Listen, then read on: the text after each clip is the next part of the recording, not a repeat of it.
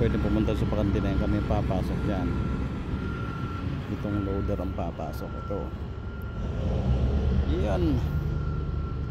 Talaga suhugasan pa. Okay, yan, WA 1200. Tapos ayun pa yung drill, nakapila yung drill. Hindi ko alam kung sinong titira niyan, basta kami dito kami sa loader na ito. Yan.